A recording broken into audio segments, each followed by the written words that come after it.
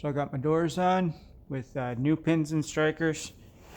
Oh, once I had that done, I was able to come in here, throw this in here nice and flush with about 3/16 of a gap, which should be dang near perfect for the weather stripping.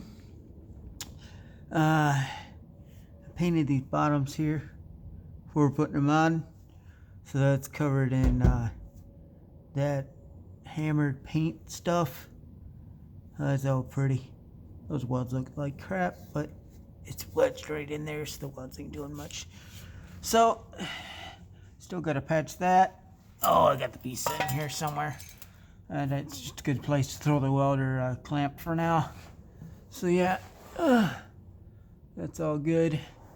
This is all up in here, nice and tight. This was like a 3-piece dealie, where a couple shreds. So yeah, I had to piece that together to make that go in there. But yeah, let's go inside. So I got about 20 hours into this door or floor at this point. I gotta grease these whatever the heck they're called. So that's why you gotta creak. The other side doesn't creak, just a little creak because it doesn't have the things. I cleaned them all up, threw a little bit of paint on them, and threw them in there when I did the pins. So yeah, here's my floor. She's strong. I mean, 1/8 of an inch steel is what it is. Okay, kind of piecework, you know. I knew it was kind of gonna go like that. Only real trouble I had was this right here, this little angle. That dang thing has got some angles. It goes on an angle right there. Okay, and then it's got an angle here that turns up, and then it goes right here. So this was fun, and I'm still not happy how it turned out, but whatever. I'm covering it with kill mat to about 3 inches high, and then I'm going with aluminum over top. So I'll know it's screwed up. You'll know it's screwed up, but I don't care. It's a winter beater. You know, so the floors will outlast probably the frame, probably my butt at this point. So here's your door thing, and my weather stripping is going to be right about here. It's going to hit it right about here on the door like I planned. And yeah, should give me about 2 inches under here for snow or whatever to just fall down and get on out. I might actually get some icicles. Worst case, I'll get some icicles in here, but I'll be able to open up that door, and it won't stick. The door's not gonna stick in any way. The wire strip is not gonna stick. I gotta get this little fuel gauge wire to sneak in here a little bit better. But yeah, I mean, welding upside down is fun, and I don't recommend it. So like I'm saying, that's all done. I got that rusty metal primer. I got to prime the inside of this.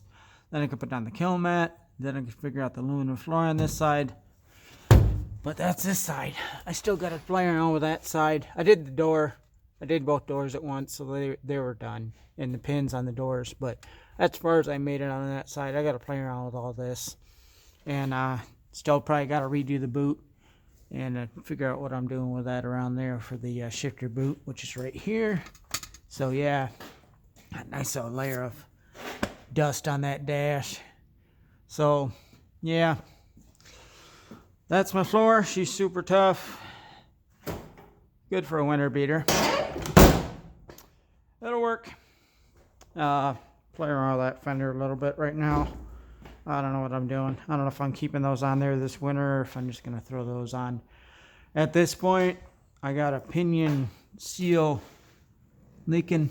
Big old pile under there. So I'm going to have to... I got about a month left. I want this thing on the road by December 1st. I want it running on the road by December 1st. So it gives me 2 weeks to finish up this floor. And then play around with maybe a radio. All that other stuff can wait. But once I get the floors done, I'm going to paint them. try to throw some aluminum down, and then I'm going to try to schedule an appointment to hopefully get in there middle of November so they can have it for a week. And about the 20th or so of November, I can get that pinion seal all cleaned up and good, because I play with bearings, brakes, hubs, but I don't play with those pinion seals on the 14 bolt because they can be a little bit tricky.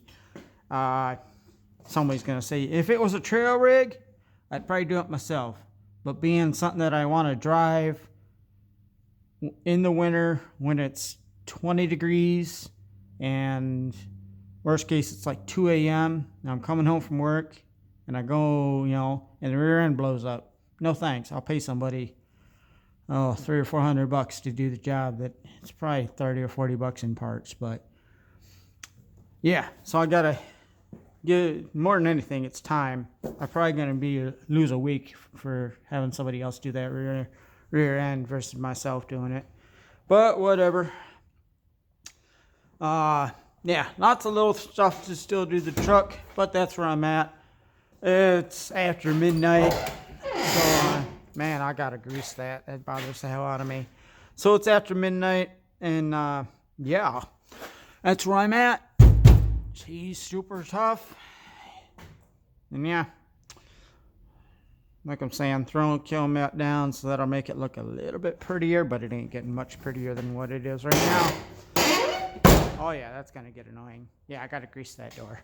I cleaned the pins all up. I cleaned them up before I painted them, so they ain't got no grease in there at all. So yeah, she's gonna creak. But yeah, there's an update.